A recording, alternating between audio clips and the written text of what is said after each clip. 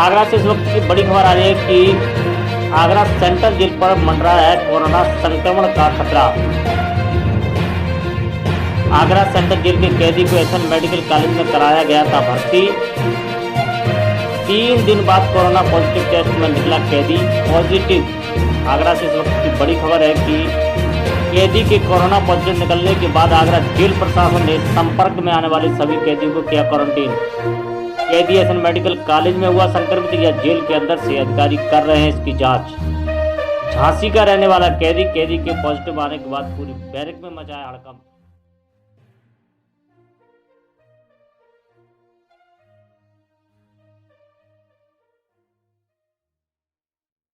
बंदी वीरेंद्र कुमार नाम का एक बंदी जो कि झांसी से स्थानांतरित होकर के दिसंबर 2019 में यहाँ पर दाखिल किया गया था आजीवन कारावास का बंदी होने के कारण।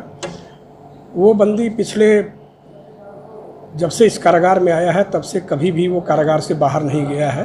पहली बार ये 3 मई को इसको बंदी को हाई ब्लड प्रेशर और ब्रेन स्ट्रोक की शिकायत थी। उसके आधार पर चिकित्सा अधिकारी की सलाह के आधार पर उनको वहाँ पे विशेष उपचार हेतु एसएन मेडिकल कॉलेज भेजा गया था, जहाँ पर बंदी 3 मई से भर्ती होकर उपचार प्राप्त कर रहा है।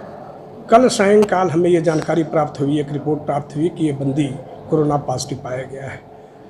जहाँ तक चूँकि पिछले 1.5 महीने में न बंदी की कोई मुलाकात हुई है, बंदी हॉस्पिटल जाने के पहले कभी भी बाहर गया नहीं, कभी कोई अदालत नहीं गया।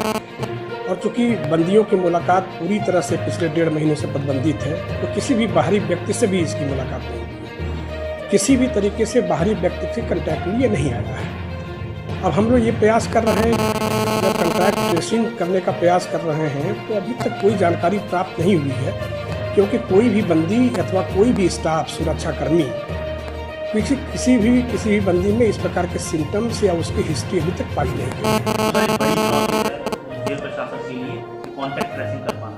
सर, ऐसे में वो बंदी आसपास जिस बैरक में रह रहा होगा उन लोगों को एहतियातन क्या आपने क्वारंटाइन कर दिया है, क्या सैंपलिंग हुई, क्या? कल ही जब ये जानकारी हमें प्राप्त हुई तो उसके बाद तत्काल हमने सीएमओ जनपद के सीएमओ साहब से बात की और बात करके वस्तुस्थिति से बताई और उनको हिस्ट्री बताई कि यहाँ पर कोई इस प्रकार की हिस्ट्री नहीं रही है, बंदी कभी बाहर नहीं गया है।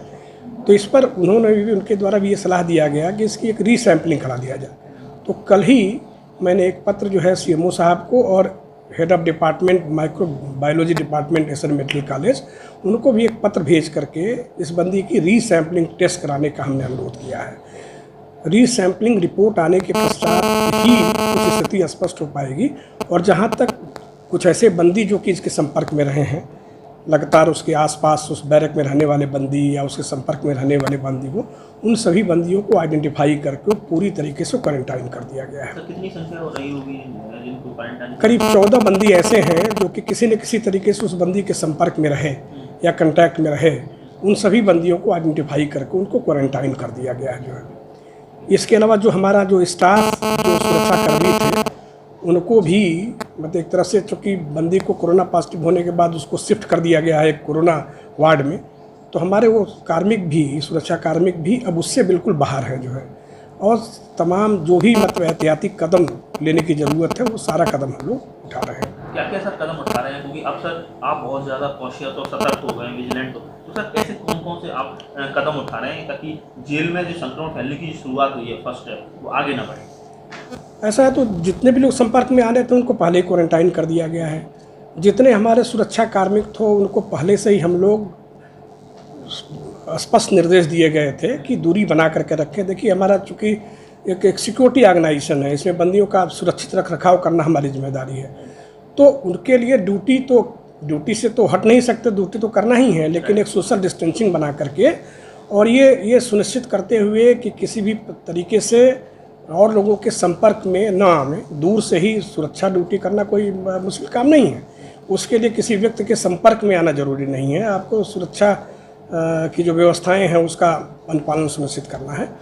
और साथ ही हम लोग रेगुलर सैनिटाइजेशन का प्रोसेस कर रहे हैं। कोई भी बंदी अगर हमारा इस गेट से प्रवेश करता है, कोई भी व्यक्ति अगर बाहरी व्यक्ति भी प्रवेश करता है या हमारे सुरक्षाकर्मी भी अगर प्रवेश करते हैं, उनको भी हम लोग यहाँ पर सैनिटाइज करते हैं। और ऐसे बंदी जिनका कि आवागमन होता है अन्य कारणों से, किसी फार्म में काम कर रहे हैं या कुछ और दैनिक काम है वो करना आवश्यक है, उसके बिना जेल की व्यवस्थाएं नहीं चल सकती, उनको भी साबुन से हाथ धोना, सैनिटाइज कराना और सोशल डिस्टेंसिंग हाथ आता है। उसके अलावा योगा कराने के लिए, फिर इसके बाद इम्यूनिटी बढ़ाने के लिए उसमें कुछ काढ़ा वढ़ा की व्यवस्थाएं भी हम लोगों ने की है। सर डाइट चार्ट लिख देंगे, डाइट चार्ट। हाँ, मैंने काढ़ा वढ़ा की व्यवस्था कर दी।